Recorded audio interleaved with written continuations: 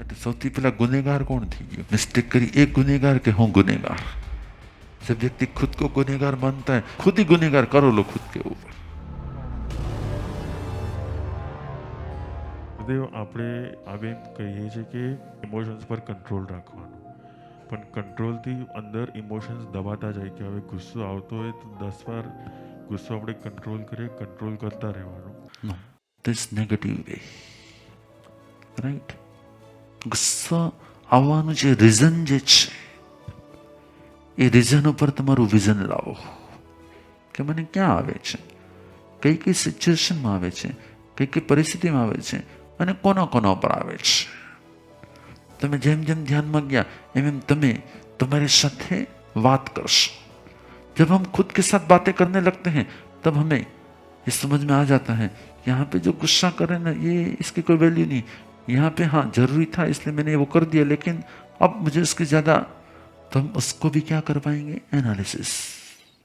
और उसमें से फिर क्या होगा, आपने जैसे कहा कि हम अपने आप को जब दबाते हैं तो कंट्रोल करना वो दबाना नहीं है, कंट्रोल करना वो उसको गाइड करना है. कंट्रोल की व्याख्या ये नहीं है. जब हम समझ जाते हैं, जैसे कि एग्जाम्पल के रूप में आपको गुस्सा जो आता है ना उसकी एक पॉइंट बोलो कि यहाँ पे मुझे ऐसे आता है और फिर मैं उसको दबाता हूँ. अगर मैंने किसी को बोला है कि ऐसे कर लेना तो बराबर होगा and they don't do it.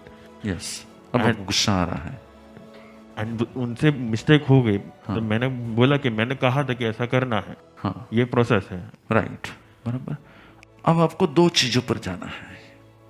जब भी आपके साथ ऐसा होता है तब हमें दो चीजों पर जाना है कि जो भी मिस्टेक उससे हुई है इसका रीजन ये भी हो सकता है कि मिस्टेक की नियति थी. ये मिस्टेक नियति में थी, चाहे कितनी ही समझ में आए फिर भी वो होने वाली थी. तो नियति की व्याख्या है जो होने वाला है उसका शिकार. तो मेरे विजन में है कि जो होने वाला है उसका शिकार करना है, तो ये होने वाला था, अब इसमें कोई चेंज नहीं होने वाला था, इसलिए ये हुआ है.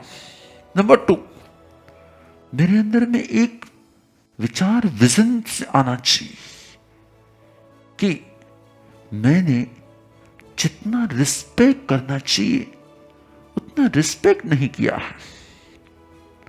अब रिस्पेक्ट का आपके सजेशन के साथ क्या रिलेशन है? तो भगवान ने कहा कि जब भी हमारे अंदर में रिस्पेक्ट होता है तब हमारे कहे गए हर शब्द को सामने वाली व्यक्ति एक्सेप्ट ही करती है, स्वीकार ही करती है और ऐसे ही करती है.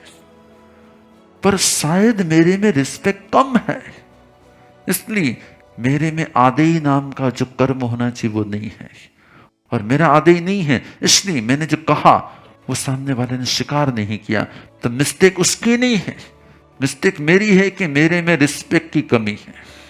जैसे विजन आ जाएगा तो हमारे अंदर में उसके प्रति जो एंगर होगा वो एंगर क्या होगा, हम ना हमारी समझ में क्या आया कि उसने क्यों नहीं माना है. पहले गुस्सा के रीजन क्या था, मैं कीधुं તું તોય ન માને એટલે મિસ્ટેક કરી, રાઈટ.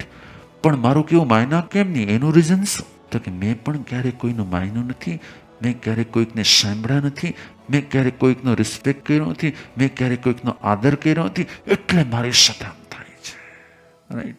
એટલે સૌથી પહેલા ગુનેગાર કોણ થઈ ગયો? મિસ્ટેક કરી એક ગુનેગાર કે હું ગુનેગાર. અને જ્યારે વ્યક્તિ પોતાને ગુનેગાર માને ત્યારે સજા ઓછી થઈ જાય કે મોટી થઈ જાય? जब व्यक्ति खुद को गुनहगार मानता है तब पनिशमेंट बड़ी हो जाती है कि छोटी हो जाती है, राइट. तो तुरंत ही एंगर क्या हो जाएगा, दूसरे के ऊपर तो हम एंगर करेंगे लेकिन अभी खुद ही गुनहगार करो लो खुद के ऊपर. तो समझ जब डेवलप होती है, विजन जब डेवलप होता है तब क्या होता है, हमारे अंदर में जो भी सिचुएशन है उसकी समझ आ गई तो हम एंगर को दबा नहीं रहे हैं, हम एंगर को कमांड दे रहे हैं कि ऐसा ऐसा हुआ है इसलिए ऐसा है, तो अब जाने दो, अभी ये सिचुएशन मुझे कुछ ज्यादा करने जैसा नहीं है.